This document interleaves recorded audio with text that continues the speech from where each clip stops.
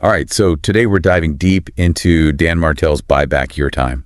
Oh, yeah, this one. You gave us this book, and I think like a lot of our listeners, you're struggling with that always on feeling right. Mm-hmm. So you're looking to reclaim your time and really build a life that you're excited about. And, Martell, he's promising that this book is going to be the roadmap. Yeah.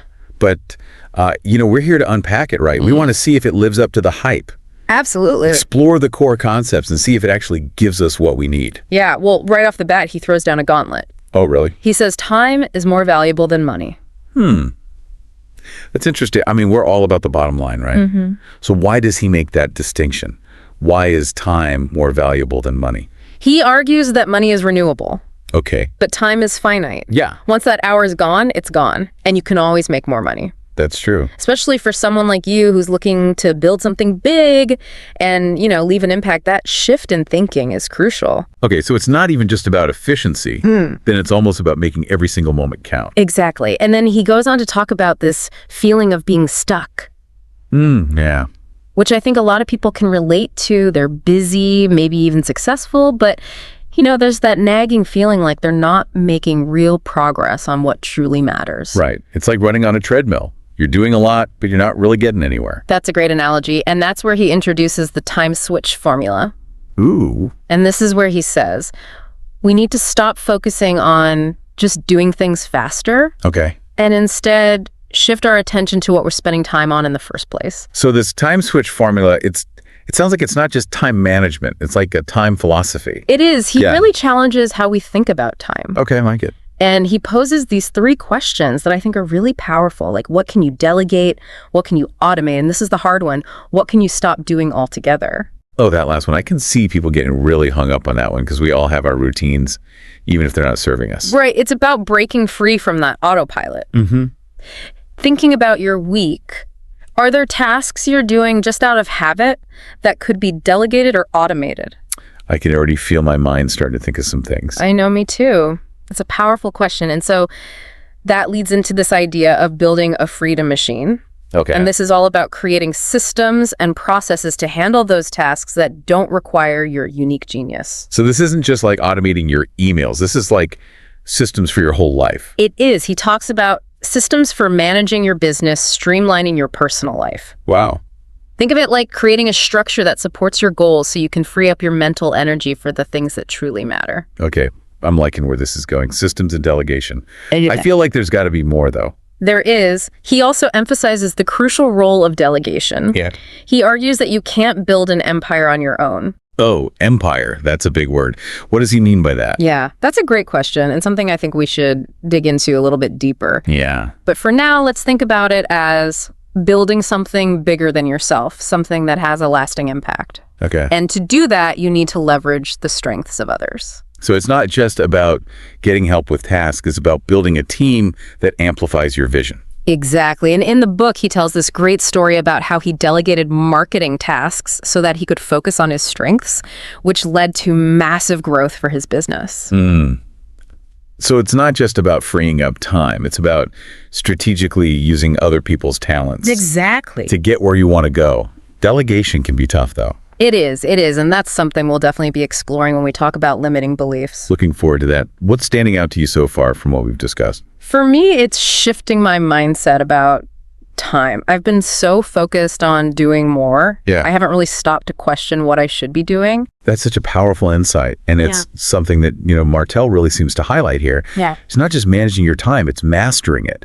And that starts with understanding its true value, Absolutely. which, as he says, is far greater than money. Yes.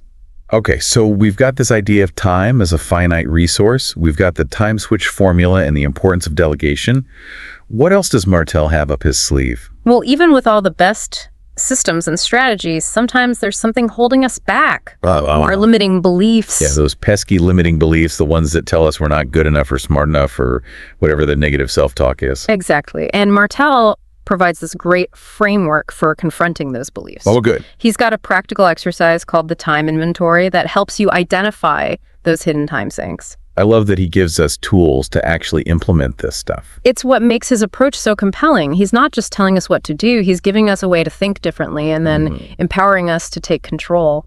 So before we jump into the specific takeaways from the book review, I'm just curious, what's your initial impression? Is this resonating with you? Absolutely. I think his approach is so practical and insightful. It's not just another time management book. It's a blueprint for creating the life you really want. I agree. Right.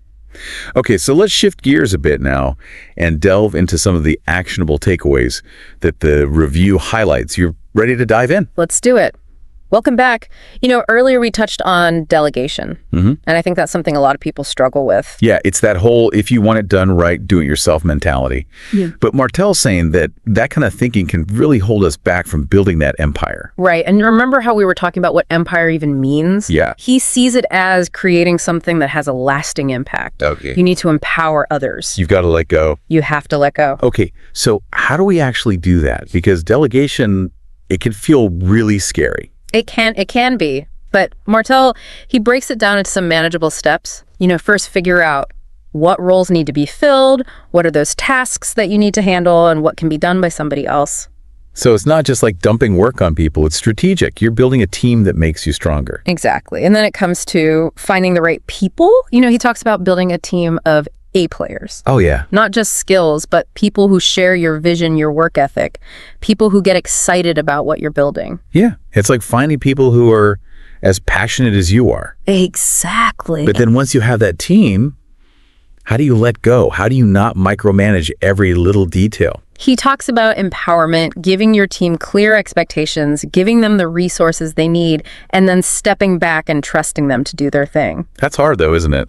That stepping back part. It is. It requires a lot of trust. But micromanaging it kills creativity and morale. Instead, he suggests regular check-ins, open communication. Okay. Make sure everybody's on the same page, but give them space. Give them room to breathe. Exactly. And, when delegation is done right, it's a win-win. You get your time back, your team gets to grow and learn new skills, and the project benefits from everybody's talents. Oh, I like that. So delegation feeds into this whole building an empire because you're kind of leveraging everybody's strengths.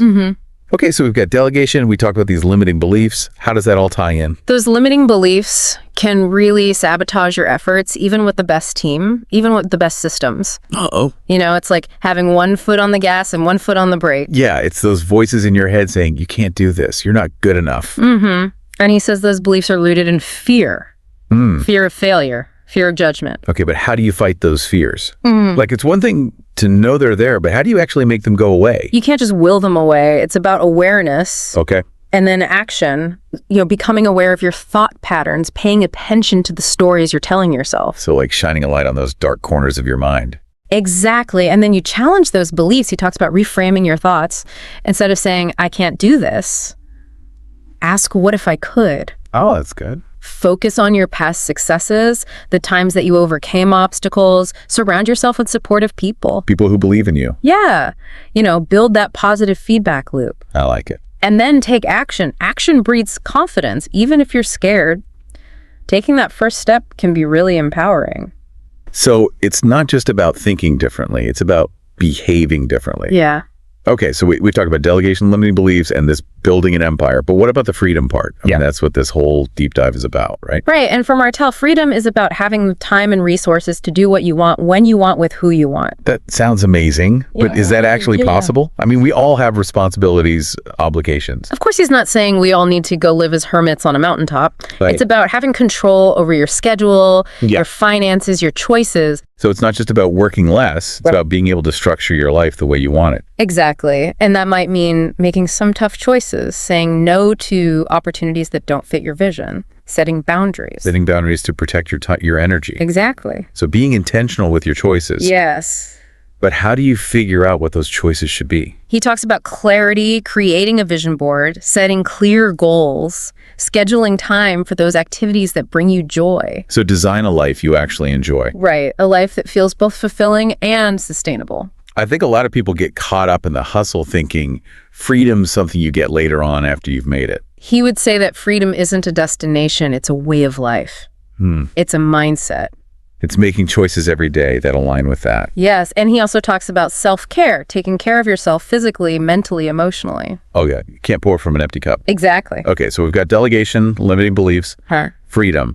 But this whole empire thing, I think we need to really unpack that. Yeah, we've kind of danced around it. Yeah, what does he actually mean by that? He's not talking about conquering land or amassing wealth for him. It's about creating something that has a lasting impact on the world. Like leaving a legacy, something bigger than yourself. Exactly. And he believes that anyone can build an empire. Right. Regardless of their background or resources. It's about having a clear vision, taking action, surrounding yourself with the right people. So it's not just about personal success, it's about making a contribution to the world. And that's where all of these things start to come together.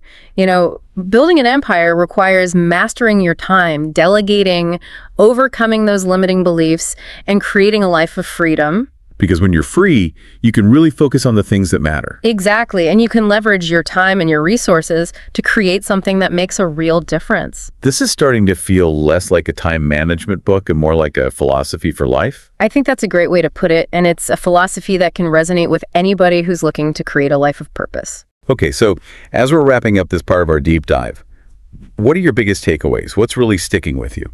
It's the interconnectedness of it. All the way he brings together these concepts like time management, delegation, mindset, and purpose. Yeah. It creates this framework for living a more fulfilling life. I agree. It's not just about getting more done. It's about making those tasks meaningful, about building something bigger than yourself. And doing it in a way that brings you joy. That's the freedom. That's the freedom. Okay, we've covered a lot of ground here. We talked about delegation, limiting beliefs, building empires, creating a life of freedom. I feel like there's still more to unpack, though. There is. We haven't even touched on all of the specific strategies that he talks about for boosting your productivity, for maximizing your impact. Stay tuned, because in our final part of our deep dive, we'll be getting into those practical takeaways and how you can apply Martell's ideas to your own life. All right, so welcome back to our deep dive into Buy Back Your Time. Yeah. You know, we've explored delegation, limiting beliefs, and this idea of building an empire. It's been quite a journey. It really has. And I think there's this one key element that kind of ties everything together. Mindset. Mindset, yeah. That's the foundation for everything. Okay. He says success isn't just about having the right strategies. It's about cultivating the right mindset to support your goals. He's talking about believing you can do it. And you will, right. It's more than that. It's about embracing those challenges, you know, seeing those setbacks as opportunities to learn and grow. So it's not just positive thinking. Yeah. It's almost like choosing to shape your thoughts. Exactly. Your thoughts shape your reality. Wow. Okay. But how do you do that? How do you rewire your brain to think that way? He talks about self-awareness first. Okay. You know, understanding your strengths, your weaknesses, your values and goals. So it's like taking stock, right? Yes. Get clear on what matters to you. Figure out what needs to be adjusted. Exactly. And then he talks about surrounding yourself with positive influences. Oh, yeah? The people you hang out with? You know, people who inspire you, challenge you, support you, because negativity is contagious, but so is positivity. Yeah, we've all experienced that, right? Yes. But he doesn't just focus on mindset. He also talks about productivity. Oh, yeah. He's all about maximizing your output, but not in a way that leads to burnout. Okay, good. You know, he offers some really practical tips that I think anyone can use. Give us the goods. What are some of those productivity hacks? Well, prioritizing tasks, obviously, but he goes beyond just making a to-do list. He talks about identifying your MITs. Your MITs. Your most important tasks for each day. Oh, okay. And focusing on those first. So it's like being strategic with your energy, right? Exactly. Tackle those big things when you're at your peak. Makes sense. And then what about distractions? There's so much nowadays. He's big on eliminating distractions, you know, creating space for focused work. I struggle with that one. Me too. It's tough. So easy to get sucked into email and social media. He suggests scheduling blocks of time for focused work. You know, communicate those boundaries to other people. So like turning off notifications. Turn off those notifications, put your phone on airplane mode, maybe even find a dedicated workspace. So a space where you can really focus. Yes. Both physically and mentally. And what about breaks? Breaks are important too. Stepping away from your work even for a few minutes can actually make you more productive. It's like hitting the reset button. Yes, and don't forget about delegation and automation. Oh, yeah. Those are crucial for freeing up your time and energy. Working smarter, not harder. Exactly. Yeah. So you can focus on those things that really require your skills. But I think all of this ties back to something we were talking about earlier, finding your purpose. That's a great point. He says productivity without purpose is meaningless. It's about making a difference. Yeah. If you're just doing stuff that doesn't really matter to you, it doesn't matter how efficient you are. Right. You'll never feel fulfilled. You'll feel like something's missing. Exactly. You need to find your why. Your why. That thing that drives you. Because when you have that purpose, it gives you the energy to keep going right. It fuels your passion, your creativity, your resilience. It's like that North Star. Guiding you. It's about designing a life that feels meaningful. So for our listener who, came to this deep dive looking for ways to reclaim their time and achieve their goals. I think there's a lot here for them. Yeah, I think Martell really delivers. He does. He provides a framework for thinking about time differently, for breaking free from those limiting beliefs, and creating a life that you truly want. So does buy back your time live up to the hype? I think so. I think so too. He gives you a new way to think about time and then the tools to actually take it back. The rest is up to you. Remember, building an empire isn't just about business. It's about building the life you want with the freedom to pursue your passions and make a real impact. And on that note, we'll leave you with this final thought. If you could buy back just 1 hour each day, what would you spend it on? Think about it. That's the power that Martell's talking about. Thanks for joining us on this deep dive.